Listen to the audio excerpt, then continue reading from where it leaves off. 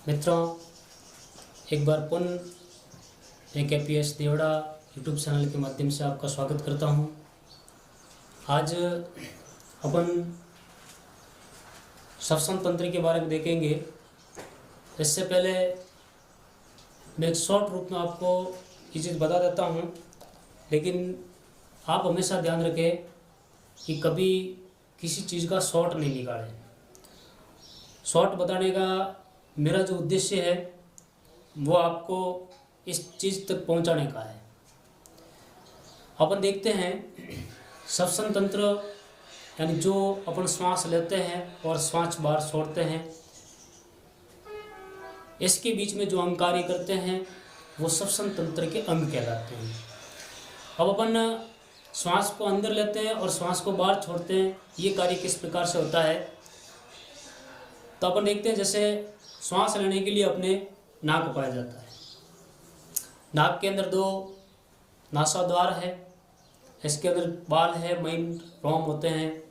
फिर अपन देखते हैं नाक के अंदर अगर अंगुली डालेंगे तो चिकनी होती है, यानी नाक में श्लेष्मा पाया जाता है, पक्षाम पाए जाते हैं। इनका कार्य होता है जो वायु के साथ में अपशिष्ट आ रहे हैं, धूल के कण आ रहे हैं, पराग कण आ रहे हैं, इनको रोकने का।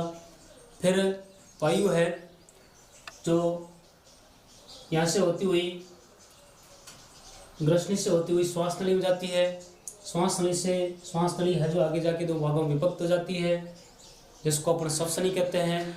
श्वसनी है जो आगे जाके और 2 भागों में विभक्त होती है, फिर आगे और 2 भागों में विभक्त होती है। इस प्रकार से एक बड़ी श्रृंखला बनाती है, एक पेड़नुमा संरचना बन जाती है ऐसी, जिसको अपन श्वसनिका कहते हैं। श्वसनिका के आगे कूपिका होती है जिसके अंदर अपनी वायु भर जाती है। कूपिका में रक्त का अस्तर होता है, वो वायु है जो रक्त के साथ में मिल जाती है और रक्त के साथ में अपने शरीर के प्रत्येक भाग में ऑक्सीजन पहुंच जाती है। फिर रक्त अपने शरीर में विभिन्न भागों में पहुंचता है, तो उसमें जो शरीर के अंदर अपशिष्ट पदार्थ होते हैं उनको लेके वापिस फेफड़ों में ला के छोड़ देता है। जो अपन ने हृदय पढ़ा था, रक्त परिसंचरण देखा था, उसमें देखा था कि रक्त शुद्ध होने के लिए फेफड़ों में होता है। अब जो कार्बन डाइऑक्साइड थी उसको यहाँ पे छोड़ा, और जिस समय अपन श्वास को बाहर छोड़ते हैं उस समय उसको कार्बन डाइऑक्साइड को बाहर छोड़ देते हैं। ये शॉर्ट में था अपना श्वसन तंत्र।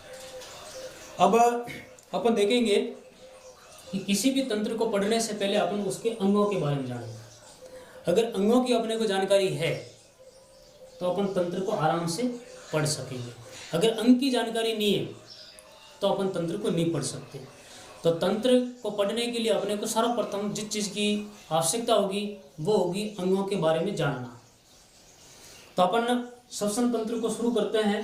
शुरू करने से पहले देखते हैं अपने श्वसन तंत्र के अंदर सबसे प्रमुख और सबसे पहला अंग होता है जिसका नाम होता है नासिका, जिसको अपन नाक भी कहते हैं। नाक के द्वारा अपन श्वास को अंदर लेते हैं। नाक, नासिका जिसमें 2 द्वार होते हैं जिसको नासा द्वार कहते हैं। इन 2 द्वार के बीच में एक उपास्थि होती है जो दोनों को पृथक करने का काम करती है। फिर नासा द्वार के अंदर की तरफ अपन देखेंगे तो गुफानुमा संरचना दिखाई देती है जिसको अपन कहते हैं नासा गुहा। फिर नाक के अंदर श्लेष्मा पाया जाता है, महीन रोम पाए जाते हैं, जो अपने जिस समय अपन श्वसन कर रहे होते हैं उस समय वायुमंडल से आने वाले अनावश्यक हानिकारक कणों से, परागकण से आदि से हमारी नाक में यानी फेफड़ों तक जाने में रोकने का काम करते हैं। फिर अपन कभी कभी देखते हैं कि जैसे अपन नाक के अंदर अंगुली घुमा के देखते हैं तो नाक के अंदर अपने एक माल बन जाता है जिसको अपन अपनी भाषा में कहते हैं गूंगा। वो क्या है?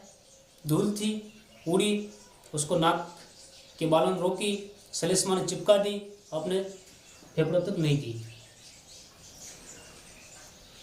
तो बालों का काम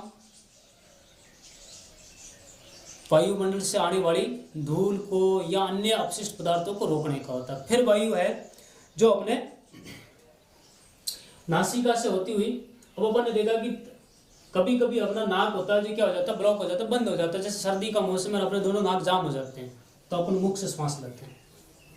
लेकिन मुंह से श्वास लेना हानिकारक होता है, क्योंकि मुंह से जो श्वास आती है उसमें फिल्ट्रेशन नहीं होता, जैसा नाक फिल्टर करके भेजती है।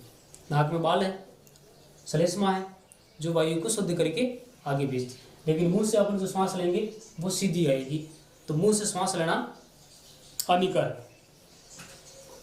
फिर वायु थी जो नासिका से होती हुई ग्रसनी में आई। अब अपन ने देखा ग्रसनी के 3 भाग होते हैं, नासाग्रसनी, मुखग्रसनी और कंठग्रसनी। अब ग्रसनी से वायु थी जो यहाँ पे आई, और वायु थी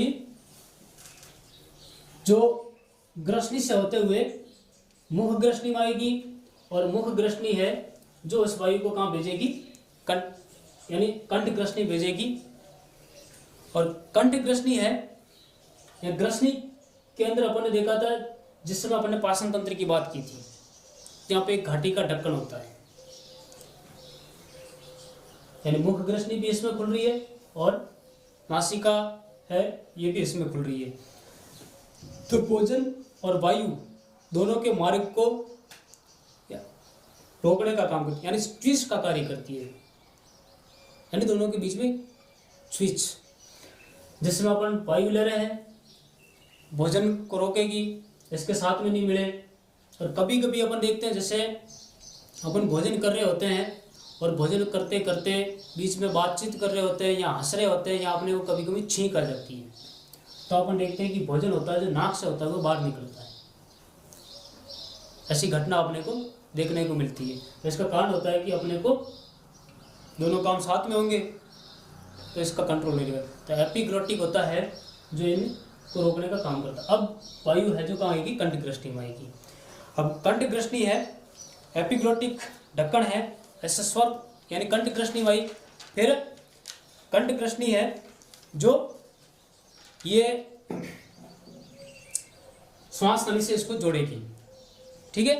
अब कंठग्रसनी में अपन देखते हैं जिस समय हवा आती है, जैसे अपन बोलते हैं जिस समय, यहाँ पे ये अपने कंठग्रसनी है, और जैसे ही अपन बोलेंगे तो अपन यहाँ पे हाथ लगा तो इसके अंदर कंपन उत्पन्न होती है। तो जैसे ही हवा आती है तो हवा उसके अंदर क्या उत्पन्न करती है, कंठ यानी स्वर उत्पन्न करती है, यानी आवाज उत्पन्न होती है इसमें से। फिर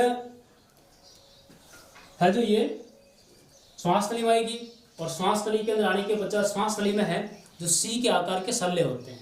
जैसे अपन देखते हैं श्वास नली है एक नली, इस नली में सी के आकार के अंदर की तरफ छल्ले होते हैं जो इसको पिचकने से रोकते हैं। जैसे अपने नली के अंदर पानी नहीं जा रहा तो नली क्या हो जाती है, पिचक जाती है। तो इस सी के आकार के छल्ले होते हैं जो इस नली को पिचकने से रोकते हैं, और ये छल्ले होते हैं जिनकी संख्या होती है 9। कितने छल्ले होते हैं, 9 छल्ले होते हैं। फिर वायु है जो श्वास नली में आती है, श्वास नली है जो 5 सेंटीमीटर लंबी एक नली होती है, और ये आगे जाके 2 भागों में विभक्त हो जाती है, जिसको अपन कहते हैं श्वसनी। श्वास नली 2 भागों में विभक्त होगी, जिसको अपन ने श्वसनी कहा।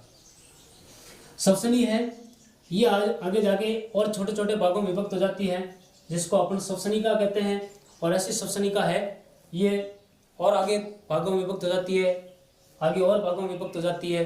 ऐसे करते करते एक पेड़ नुमा बन जाती है, एक शाखा बन जाती है, श्रृंखला बन जाती है। फिर इनका अंतिम छोर होता है जहाँ पे कुपिका पाई जाती है। ये वायु है जो कुपिका के अंदर प्रवेश करती है। अब कुपिका के अंदर वायु प्रवेश करने के पश्चात अपन देखते हैं कुपिका के अंदर पाया जाता है रक्त। उस रक्त के साथ में अपनी ऑक्सीजन मिल जाती है और शरीर के विभिन्न भागों में जाती है। फिर अपने को अपन देखा जो अपने को अपनी कोशिकाओं को कार्य करने के लिए ऊर्जा की आवश्यकता होती है, तो ऑक्सीजन है ये विभिन्न प्रकार के पोषक पदार्थों को ऑक्सीकरण करती है, और उसका ऑक्सीकरण करती है तो अपने शरीर के अंदर एटीपी के रूप में ऊर्जा संचित हो जाती है। एटीपी जिसका पूरा नाम होता है एडिनोसिन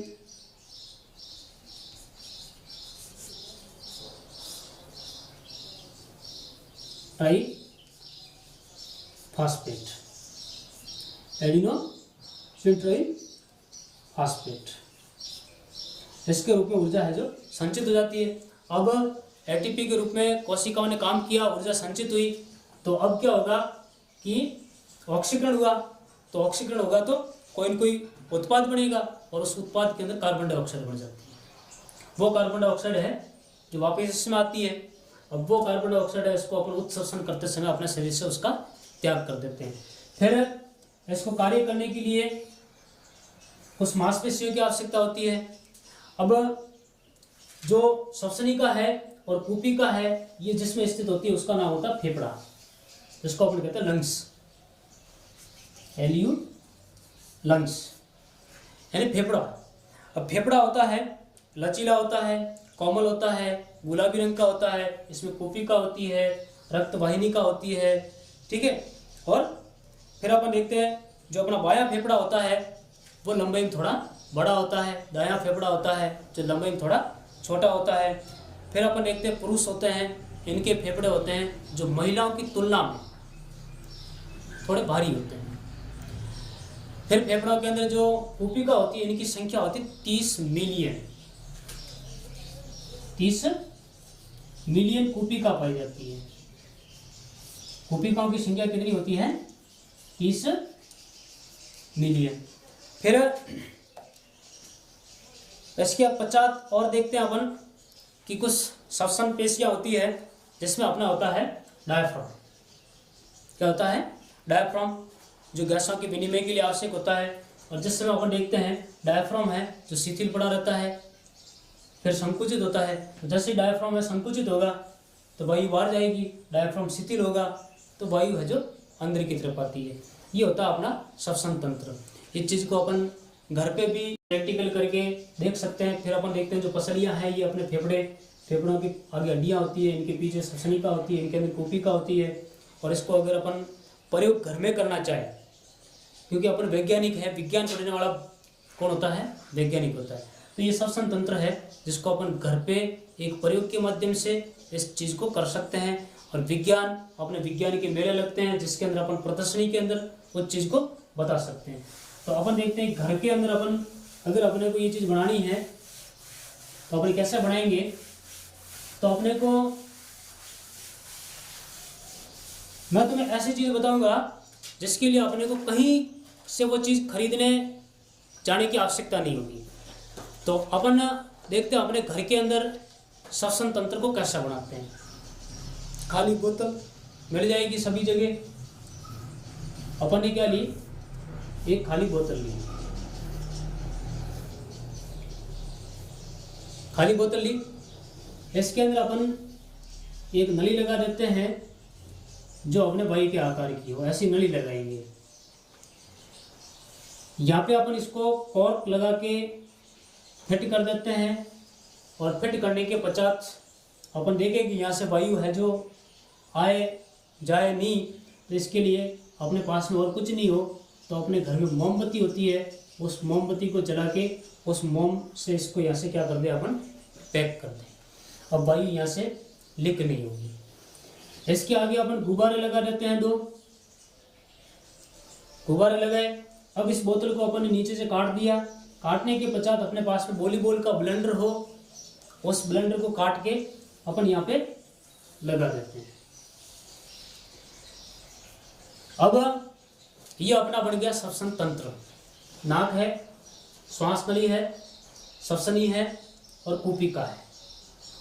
ये अपना डायाफ्राम है। अब अपन क्या करेंगे, इस ब्लेंडर को यहाँ पर ने बांध दिया।